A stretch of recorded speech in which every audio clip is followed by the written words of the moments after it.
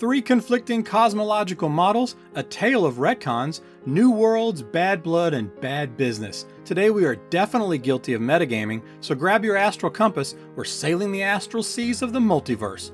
Right now on Riches and Liches. Welcome adventurers, I'm Rich, and this is Riches and Liches, where it's all things Dungeons and Dragons and tabletop role-playing. Today's spotlight subject, while hopefully still entertaining, was created for two additional reasons, and is the first video that I've done where I actually felt its creation was somewhat of a requirement, both as a necessary framework for future videos, and because it can sometimes be a confusing, albeit very interesting, expedition of lore archaeology. You likely know by now that I'm deep in production on the Nine Hells Epic Lore series, a definitive volume of videos that will number at least 13, likely more. Additionally, I'm also planning to do a similar series for the other 15 planes of existence. A hefty task, I know, and to do that properly and not have to regurgitate the same cosmological information in each series, this video will serve as that framework and a foundation that I can refer back to, freeing up time in those videos to talk about the planner-specific lore. Not to mention, if you like lore, this is, in actuality, the basis for all lore. So I will almost consider this required watching to get the most out of what will likely count the hours into the hundreds when all is said and done. Okay, with all that said, how about you and I do some skipping across the planes ourselves? Generally speaking, there have been three primary cosmological models introduced since the game's inception: the Great Wheel of Cosmology, the World Tree of Cosmology, and the World Axis of Cosmology. In this video, we will detail, break down, and discuss each model, its history, its conflicts, and the retcons they have seen, as well as the strange yet fascinating speculative reasons why they were pushed into canon in the first place. All this and my recommendation. Spoiler alert, it's the Great Wheel. Well, mostly anyway. I mean, it's complicated, sort of. Well, it sounds complicated, but it's not, mostly.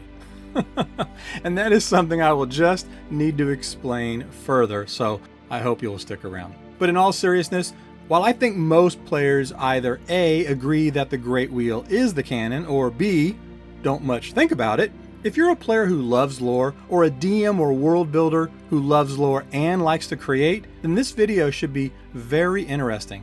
And if I've done my job, you will leave here with a firm understanding of the cosmology of Dungeons & Dragons and be better informed in your own creative endeavors.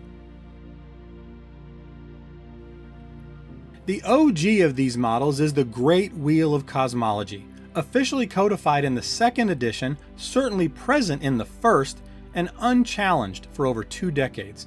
In fact, the roots of the Great Wheel can be traced all the way back to Dragon Magazine Volume 8 in 1977. Just take a look at this. And you can clearly see the bones of what became the official multiverse in the second edition. The Great Wheel provides a symmetrical and philosophical approach to the Dungeons & Dragons cosmos. It neatly, logically, and in my opinion expertly encapsulates all the planes of existence. At the center of the Great Wheel is the prime material plane. This is where the normal physical worlds exist, I presume where you're listening to me from right now. And this includes many of the parallel and alternate realities. This plane is the most real or tangible, and it's where most campaigns take place. The well-known world of Faerun and the Forgotten Realms setting, for instance, is located in the prime material plane. This plane is also surrounded by the ethereal plane, a misty, fog-bound dimension that is often used as a conduit for magical travel and is home to a variety of spirits and strange phenomena. Next comes the inner planes, which are planes of raw elemental matter and energy. Traditionally, there are 4: the plane of air, the plane of earth, the plane of fire, and the plane of water.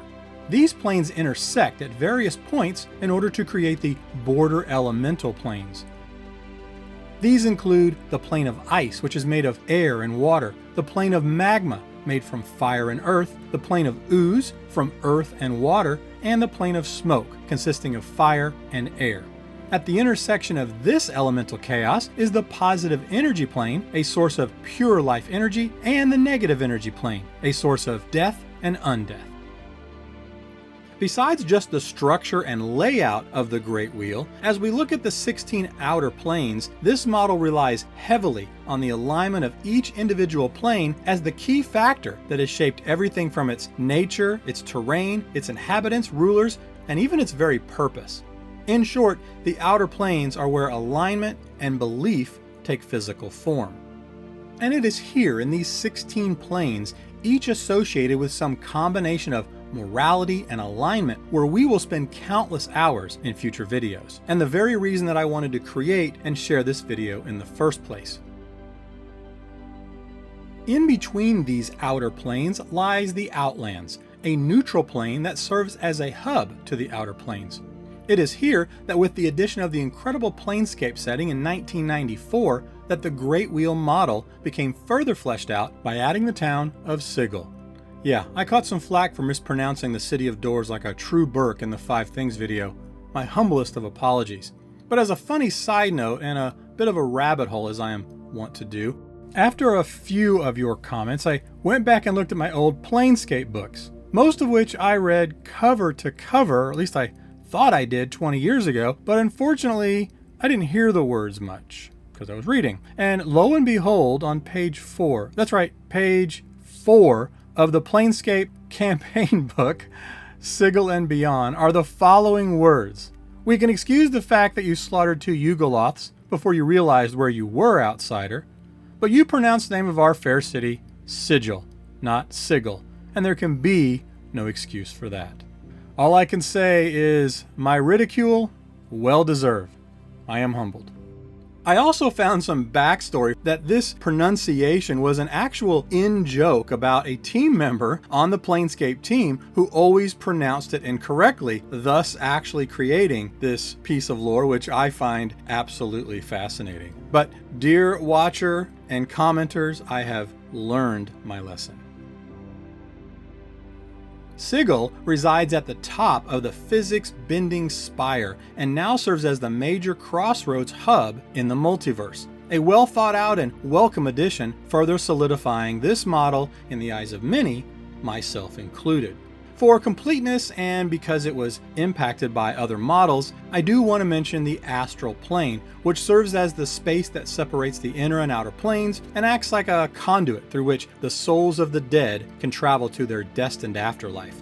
And finally, we have the entire cosmology being surrounded by the Far Realm, a place of madness beyond the known multiverse, and it's home to alien entities and eldritch horrors.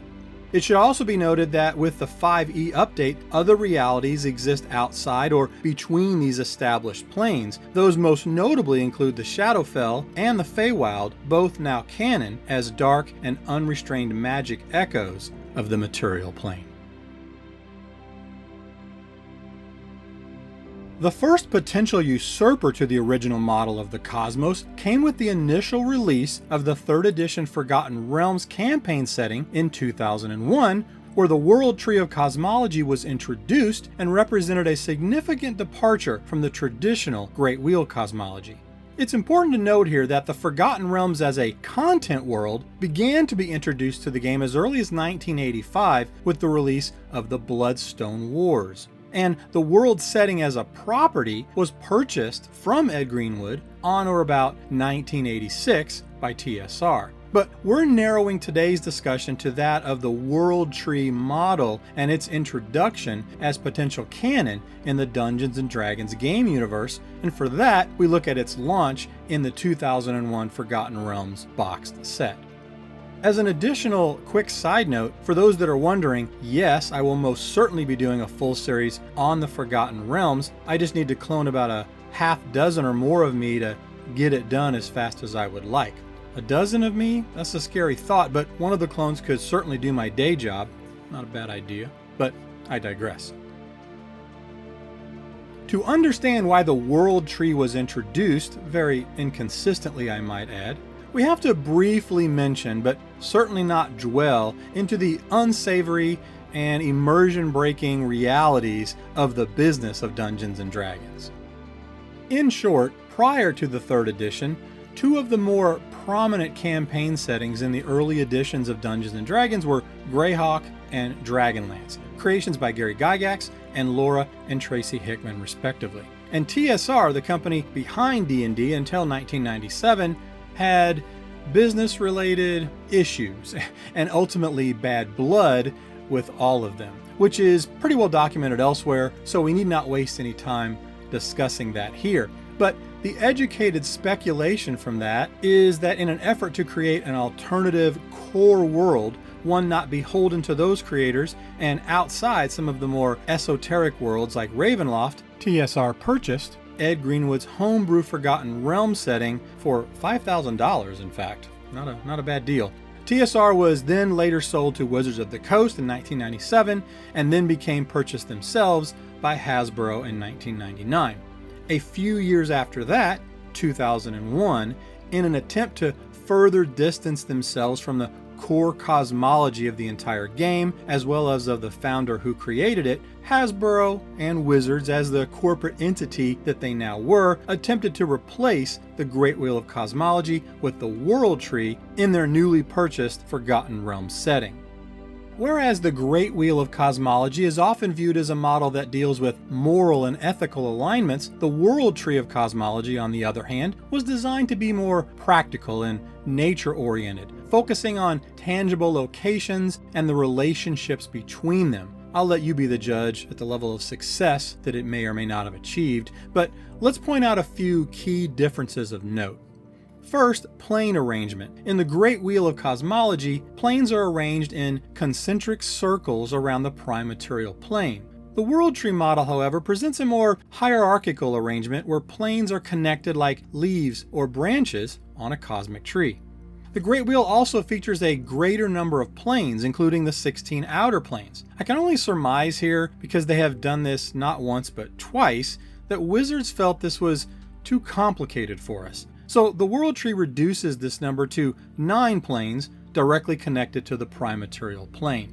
And while these do loosely mirror those of the 9 worlds from Norse mythology, which are awesome in their own right, taken in the context of the depth that they replaced, this was still a reduction and a clear simplification from the previous model, and it just feels like Wizards was simply trying to pound a square peg into a round hole trying to make these fit.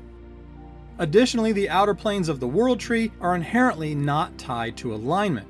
Instead, they are divine domains ruled by gods, each of which has its own moral and ethical tendencies.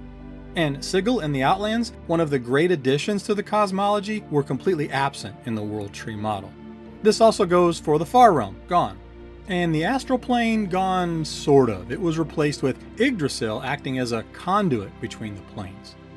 Look, I love the Forgotten Realms setting, and I have enough Nordic blood and tattoos to really appreciate the concept of a World Tree and Yggdrasil, but this model was simply inferior in so many ways in my view. And I'm certainly not alone, as over time the World Tree, while still referenced in the Forgotten Realms wiki, has coalesced in today's game, now referred to as competing mortal ideologies. Basically an easy way to retcon, preserving the Great Wheel as the standard model for anyone that wishes to use it, which you should, in my humble opinion. But in 2008, Wizards of the Coast decided to double down on the dumb it down philosophy as the World Tree model was replaced with the World Axis model, which was detailed in the 4th edition version of the Manual of the Planes, an update to the original Advanced Dungeons & Dragons sourcebook from, I believe, 1987.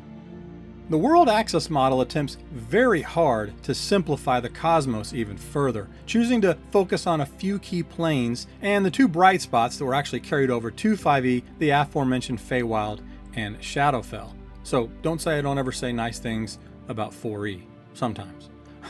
4e also introduced us to the Elemental Chaos. I'm not going to spend a great deal of time on the details of this model, as it's clearly the one I am the least familiar with and has all but been forgotten. But I did spend a lot of time researching the 4th edition as a whole back in 08-09, and I was left cold. Going back again to research for this video, I do want to call out a few things that I don't think you could see until you have the clarity and benefit of hindsight that 15 years gives you. First, one of the biggest differences, and I think the one that really turned me away the quickest back then, was the lack of any alignment-based planes. In the World Axis model, such moral and ethical dimensions simply aren't physical planes. And while I think there are those that play the game today who would advocate for the removal of the alignment system altogether, something Wizards clearly has tried to do previously and likely will do again in the future. But for me, this was, and still is, mainly because of the way it really altered the planes a non-starter. Second, as mentioned, the Feywild and the Shadowfell are two stellar creations that came with 4E, and while they replaced the positive and negative planes in the Great Wheel model, they have since been successfully brought back into the 5th edition fold, which has mostly re-established the Great Wheel as the cosmological canon.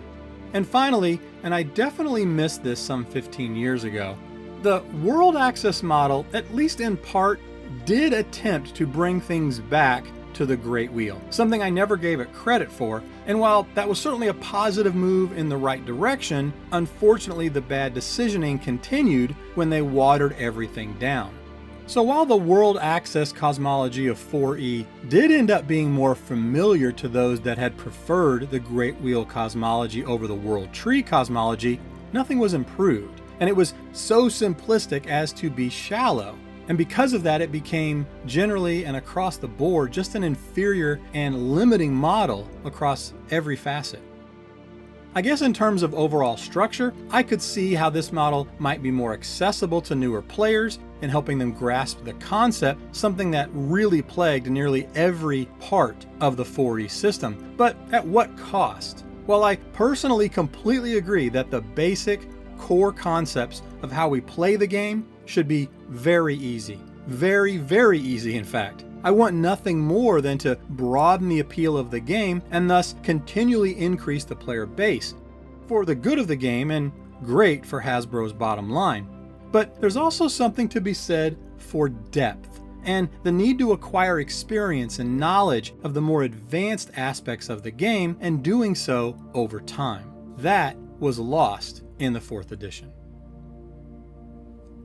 The transitions between all these models has always been a strong point of contention. The 3rd edition's move to the World Tree was seen by a minority as a refreshing change, but the vast majority missed the philosophical depth of the Great Wheel. The shift to the World Access in 4th edition was even more divisive, doing away with all of that depth as well as the alignment aspects of the Great Wheel entirely.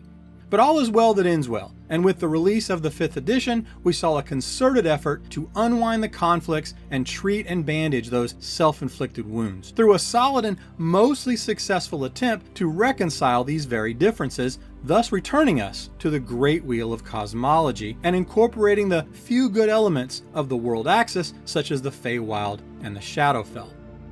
One can only hope that after 2 failed attempts and now a return to form, that Wizards and Hasbro have learned the value of an idiom that my dad would say all too often: sometimes there is no need to reinvent the wheel. And that should, hopefully, if I did my job correctly, be everything you need to know about the cosmology of the Dungeons & Dragons universe. But let me know if I missed anything important. Please consider following on Twitter at Riches and Liches, checking out our Patreon and Discord, and if you feel like I earned it, maybe sub and ring that bell to help me grow this amazing community. Thanks for listening, and until next time, remember, the only limitation at your table is your imagination.